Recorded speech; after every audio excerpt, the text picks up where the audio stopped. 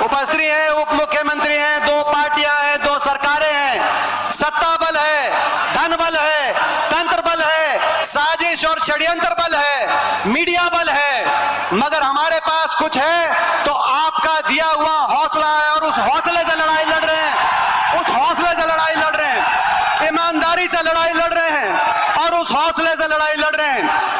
और उस हौसले और आपका हौसला और उसके आगे हमारे पास ना उससे ज्यादा कुछ है और ना उससे ज्यादा हमें कुछ चाहिए, हमें आपका दिया हुआ हौसला चाहिए। और जो आज भिवानी में चारों तरफ जो भिवानी को जाम करने का काम आपने किया है, सारे रिकॉर्ड तोड़ने का काम किया बारिश में, और ये सामों की बुआरी चल रही है। सम किसान और मजदूर जानता है कि कितना, जब बारिश कल हुई तो आज कितना पीक का टाइम है काम करने का, सामों की बुआरी चल रही है। उस समय आपने जो हौसला दिया है सरकार की, खट्टर सरकार की चंडीगढ़ में, मोदी सरकार की दिल्ली में नींद उड़ाने का आपने आज काम किया है। और आज का ये कार्यक्रम इस सरकार की, विपक्ष आपके समझ नहीं है, ये इस सरकार का विदाई का कार्यक्रम है। आप इसको विदाई का कार्यक्रम मानो।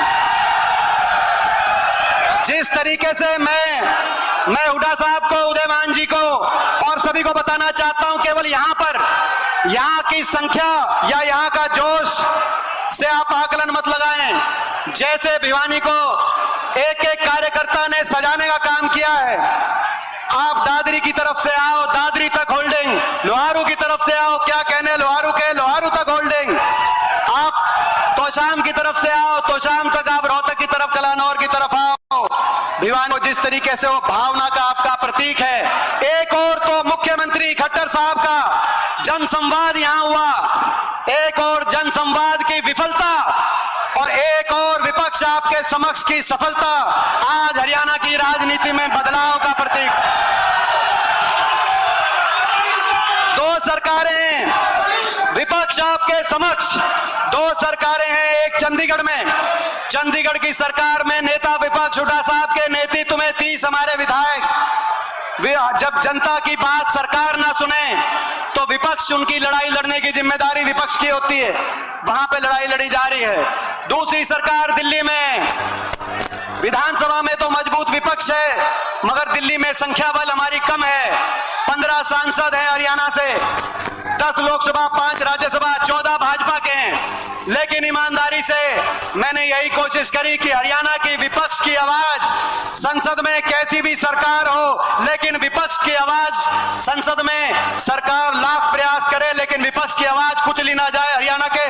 मैं एक हो सकता हूं मगर मुझे ये जो विपक्ष आपके समक्ष के जो कार्यक्रम है, विपक्ष आपके समक्ष के कार्यक्रमों में जो लाखों की संख्या में आप पहुंचते हो, तो जो संसद में मैं हरियाणा से अकेला विपक्ष में जरूर पहुंचता हूं, लेकिन मुझे विश्वास होता है कि मेरे साथ 3 करोड़ हरियाणा वासियों का आशीर्वाद मेरे साथ वहां पे होता है। हरियाणा का भट्टा बिठा दिया इन्होंने, हरियाणा का लड़ इसलिए रहे हरियाणा को विकास की पटरी से उतार दिया। जो हरियाणा चौधरी बंसी लाल जी के समय जब हरियाणा बना, उस समय विकास का प्रतीक, जो हरियाणा, जिसको हरियाणा को विकास की बुलंदियों पर 10 साल की कांग्रेस की हुड्डा सरकार ने लेके जाने का काम किया, वो हरियाणा।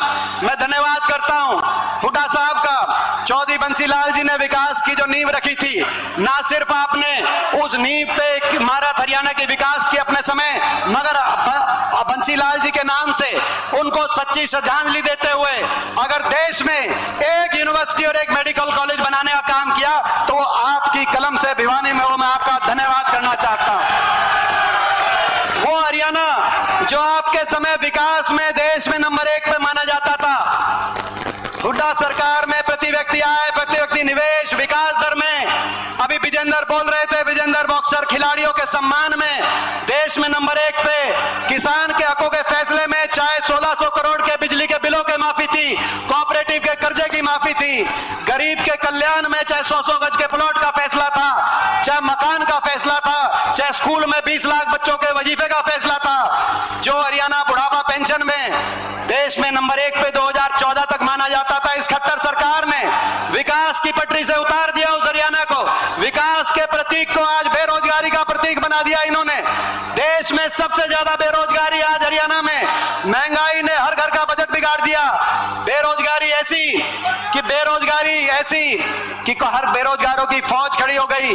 आज दिल में दर्द होता है जब हरियाणा के नौजवान से हम बात करते हैं नशे की तरफ। ऐसा बेरोजगारी के साथ साथ अब नशा नाकाम नहीं मिलेगा तो नशे की तरफ हर माता पिता को यह चिंता, ईमानदार से ईमानदार, शरीफ से शरीफ माता पिता को चिंता है कि कहीं आज नशे की तरफ हरियाणा का नौजवान, आज अपराध की तरफ हरियाणा का नौजवान और इतना निराश हो गया आज विदेशों में पलायन करने की, जहां पर एस्टेट के सेंटर होते थे, जहां पर हरियाणा के अंदर कोचिंग के सेंटर होते थे हर शहर में, आज बाहर जाने के, विदेश में भेजने के सीधे रास्ते नहीं तो टेढ़े रास्ते। अभी मैं अमेरिका गया, 1 साल में 15 बताया मुझे, वहां पर 15,000 नौजवान केवल इसी साल में अमेरिका के अंदर कोई सीधे रास्ते, कोई डंकी रास्ते, कैसे ना कैसे वहां पहुंचे हैं। इतना निराश हो गया आज हरियाणा का नौजवान।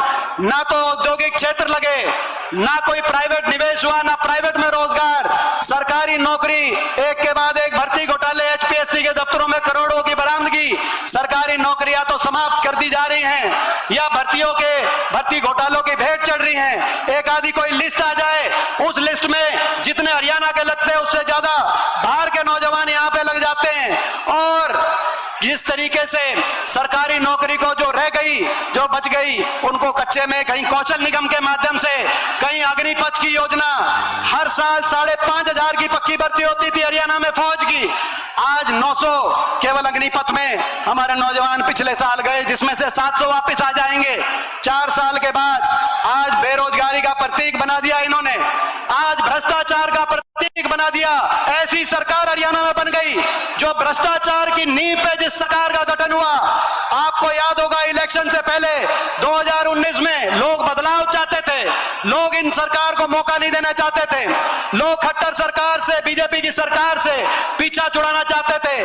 बीजेपी ने नारा दिया, खट्टर सरकार ने नारा दिया 2019 के विधानसभा चुनाव में, इन्होंने कहा 75 पार, कहा था कि नहीं कहा था 75 पार, हवा निकाल दी लोगों ने। दूसरी एक पार्टी आई, उसने नारा दिया बीजेपी को करो जमुना पार, दुष्यंत चौटाला ने नारा दिया, खट्टर साहब कहते थे 75 पार, दूसरा कहता था इन्हें करो जमुना पार। इलेक्शन का नतीजा आते ही दोनों बन गए जमा पक्के यार और चंडीगढ़ में बना दी भ्रष्ट सरकार।